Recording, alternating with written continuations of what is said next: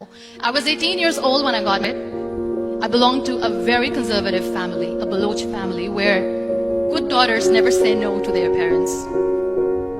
My father wanted me to get married, and all I said was, if that makes you happy, I'll say yes.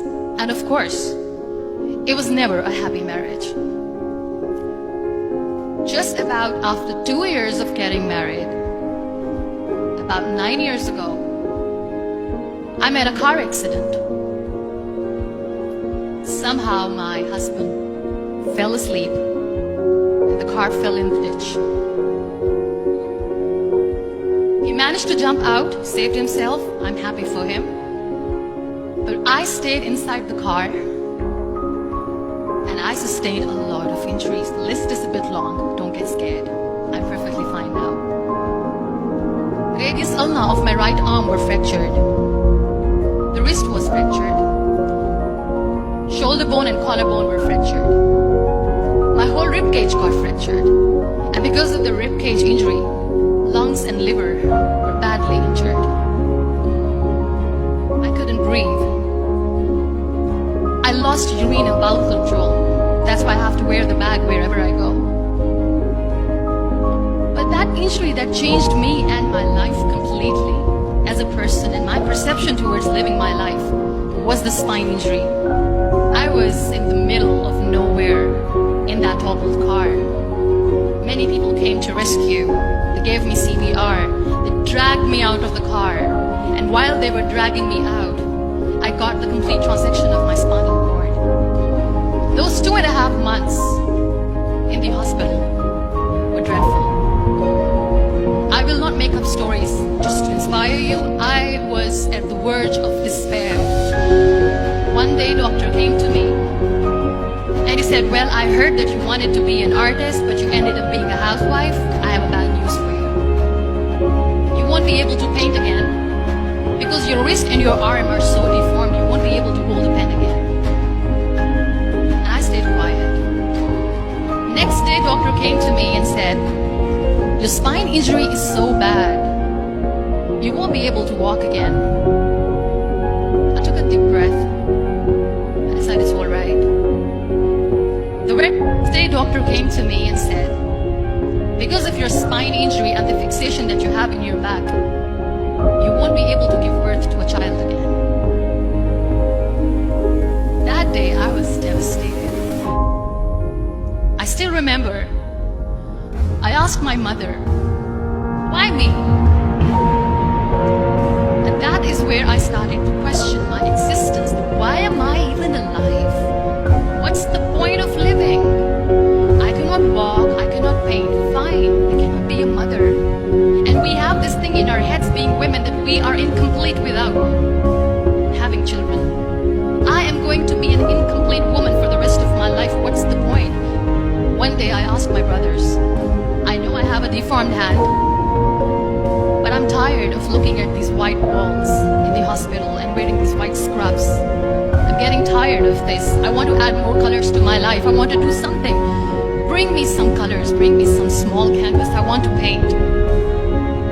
So the very first painting I made was on my deathbed. There were a lot of infections in my body, a lot of allergies. So doctors wanted me to lie down on the bed straight for not 6 months, not 1 year, for 2 years. That was the time where I realized how lucky people are, but they don't realize.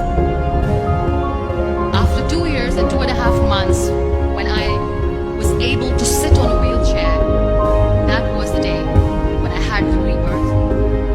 I was a completely different person. I still remember the day I sat on the wheelchair for the first time, knowing that I'm never going to leave this, knowing that I won't be able to walk for the rest of my life.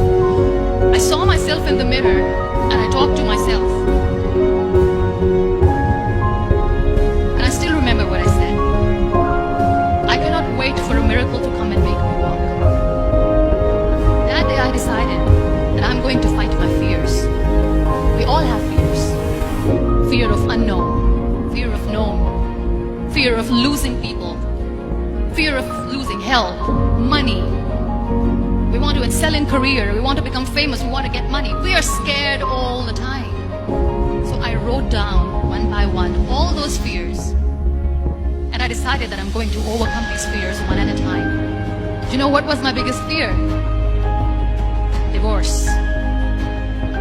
I was trying to cling on to this person who didn't want me anymore, but I said no. I have to make it work. But the day I decided that this is nothing but my fear, I liberated myself by setting him free. And I made myself emotionally so strong that the day I got the news that he's getting married, I sent him a text that I'm so happy for you and I wish you all the best. And he knows that I pray for him today. My biggest fear, number 2, was I won't be able to be a mother again. And that was quite devastating for me.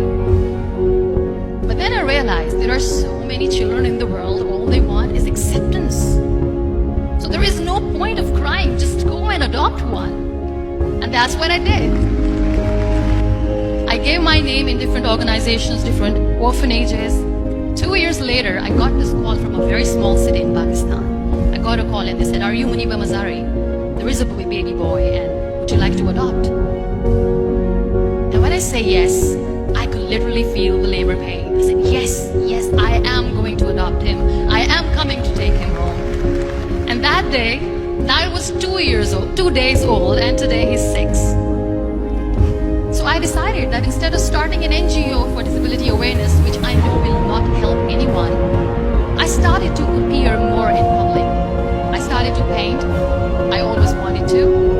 I have done a lot of modeling campaigns, different campaigns, brands like Tony and Guy. I decided that I'm going to join the national TV of Pakistan as an anchor person. And I've been doing a lot of shows for the last 3 years. So when you accept yourself the way you are, the world recognizes you. It all starts from within. I became the National Goodwill Ambassador for UN Women Pakistan, and now I speak for the rights of women, children. We talk about inclusion, diversity, gender equality, which is a must. I was featured in BBC 100 Women for 2015. I am one of the first 30 under 30 for 2016. We always expect ease from life. We have this amazing fantasy about life. This is how things should work. This is my plan. It should go as per my plan. If that doesn't happen, we give up. So my dear friends, let me tell you one thing. I never wanted to be on a wheelchair. Never thought of being on a wheelchair. I was always aspiring to do bigger things, but had no idea that for that I have to pay the price to be where I am today. This life is a test and a trial. Are never supposed to be easy. So when you are expecting ease from life, and life gives you lemons, then you make the lemonade, and then do not blame life for that, because you were expecting ease from a trial. Trials make you a stronger, better person. Life is a trial. It is okay to be scared. It is okay to cry.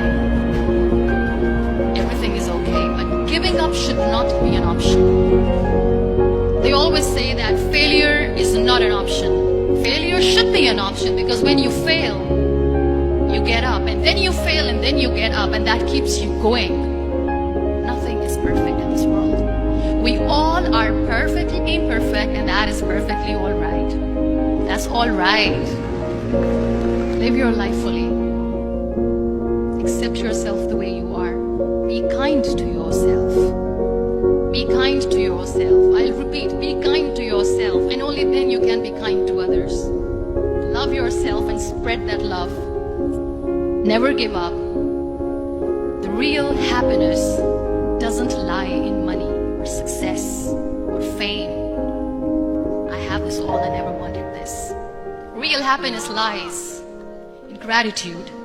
So be grateful, be alive, and live every moment. Thank you so much, everyone. Thank you.